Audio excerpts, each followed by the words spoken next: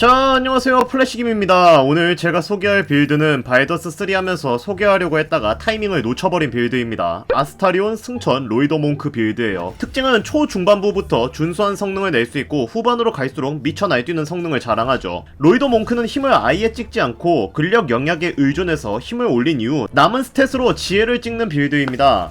몽크의 경우 지혜 스탯이 데미지 합산이 되거든요. 주먹 딜이 아니라 원소 패시브 딜이 지혜 스탯에 합산되는 건데 이건 나중에 제가 다시 한 번 더 설명하겠습니다. 일단 기본적인 스탯을 찍어줍니다. 근력 8, 민첩 16, 건강 15, 지능 8, 지혜 16, 매력 10을 찍어주세요. 기술은 운동과 통찰을 찍어주겠습니다. 그리고 3레벨까지 몽크를 찍어줍니다. 그리고 레벨 3 몽크에서 서브클래스 열린손을 선택해줍니다. 열린손은 기포인트와 추가 행동을 사용하여 강력한 2연타 공격을 날릴 수 있는 서브클래스입니다. 이 2연타라는 점이 술집 싸움꾼, 패시브, 아이템 등 온갖 추가 데미지와 엄청난 시너지를 일으켜서 폭발적인 데미지를 입히게 되죠. 4레벨에서 술집 싸움꾼을 선택해줍니다. 여기서 건강 플러스 1점을 눌러주세요. 5레벨 몽크로 넘어오면 추가 공격을 얻습니다. 이때부터 본격적으로 쓸만해집니다. 주공격으로 두 방의 펀치를 날릴 수 있고 충격의 일격 스킬을 배우는데 이 스킬이 적을 무려 기절시키는 공격입니다. 솔직히 근거리 딜링 중 A클래스의 스킬이에요.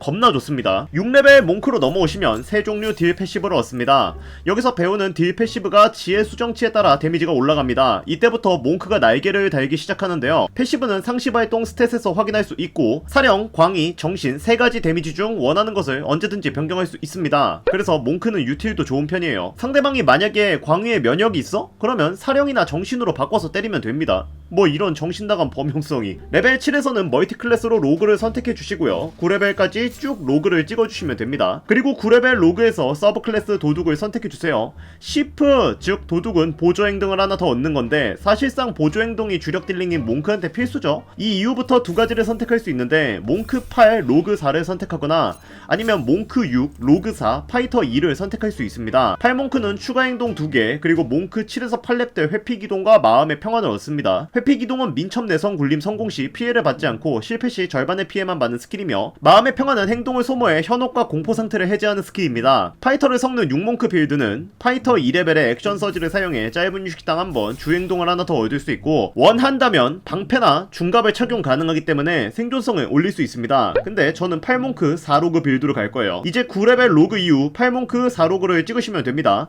먼저 4로그를 찍으시고 그 이후 지혜를 16에서 18로 올려줍니다. 마지막으로 8레벨 몽크에서 제주를 하나 더 찍는데 이때 지혜를 20으로 올려주셔도 좋고 아니면 경계를 찍으셔서 선제권을 우선적으로 챙기셔도 좋습니다. 선택은 여러분들 자유예요. 저는 능력 향상에서 지혜를 20으로 찍어줬습니다. 이렇게 12레벨의 캐릭터를 완성한 이후 이제 장비를 착용하셔야겠죠. 우선 초반 지역 때부터 얻을 수 있는 장비부터 설명을 하겠습니다. 우선 장갑은 잿가루 화염 장갑, 맨손 공격이 추가로 1에서 4 화염 피해를 주는 장갑이고 3레벨의 자결 광선을 사용할 수 있습니다. 1막의 기세양키 산길 에스더 부인이 판매하고 있는 장갑입니다.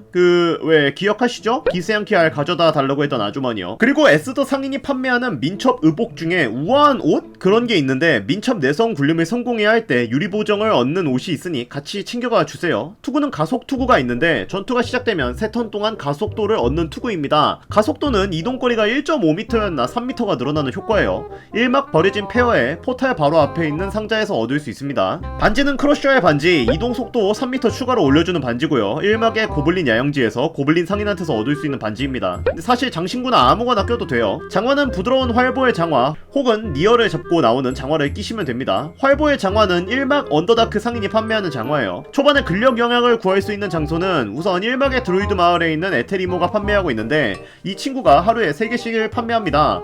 그래서 에테리모 두들겨 패기 전에 미리 쟁겨놓고 있으면 좋고요. 1막 언더다크 상인 또한 근력 영향을 판매하는 걸로 알고 있습니다. 2막에서는 아스타리온 핏바는 드로우, 걔가 문라이즈 타워에 있는데 그 친구한테서 구입을 할 수 있을 겁니다. 이제 3막으로 넘어갔다고 가정을 하면 3막에서도 장비를 바꿔줘야겠죠. 사실 3막에서 가장 중요한 장비가 두 가지가 있는데 하나가 영원 포획 장갑, 맨손 공격이 추가로 1에서 10 역장 피해를 주고요. 한 턴에 한 번 공격을 적중시키면 10 생명력을 회복하는 장갑입니다. 라파엘의 집에서 희망이를 살리고 라파엘을 잡으면 얻는 보상입니다. 이거 반드시 얻어가셔야 하고요. 다른 하나가 거침없는 쿠시고의 장화입니다. 맨손 공격을 할 때 지혜 보정치만큼 추가 피해를 주는 장화입니다.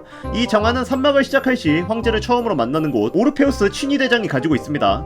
그 외 투구는 광전사의 뿔, 이건 아마 바알의 순교자? 개 잡으면 주는 걸로 알고 있어요. 망토는 보호의 망토, 갑옷은 지옥 어스름 갑옷, 이거 라파엘 잡으면 주는 거죠. 이렇게 입고 있습니다. 반지들도 뭔가를 끼고 있는데 어디서 얻었는지 기억이 안 나네요. 그리고 별로 안 중요해요, 장신구는. 뭐 어쨌든 장비 세팅을 맞추었다면 이제부터 구름 거인의 영약을 먹어야 합니다.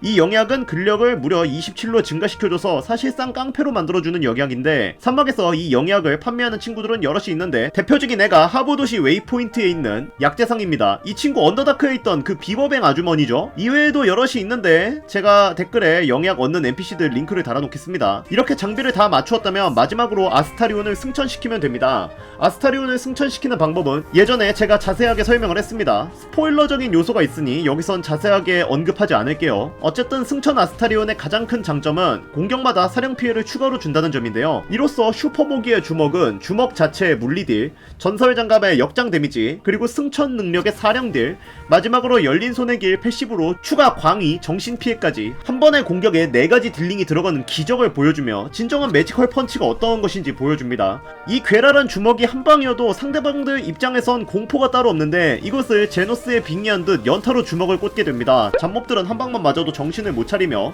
보스들조차 슈퍼모기의 주먹을 몇 대 맞으면 좋아서 미치는 모습을 볼 수 있어요. 하프 1리시드로 진화시킨다면 1리시드의 특성상 날아다니는 것도 가능하고, 몽크 특성상 민첩이 높고 회피율이 준수해서 생존성이 높으며 여차하면 장갑의 능력을 포기하고 힐을 하거나 상대방을 흡혈해서 피를 채울 수도 있습니다. 이렇게 되면 산막에서 슈퍼모기는 딜, 유틸, 생존성까지 모두 챙기는 미친놈이 되어버립니다. 얼마나 능력이 사기적인지 게임의 재미를 위해서 이 슈퍼모기를 봉인하는 친구들도 있습니다. 실제로 용머리는 봉인을 했죠. 다른 의미로.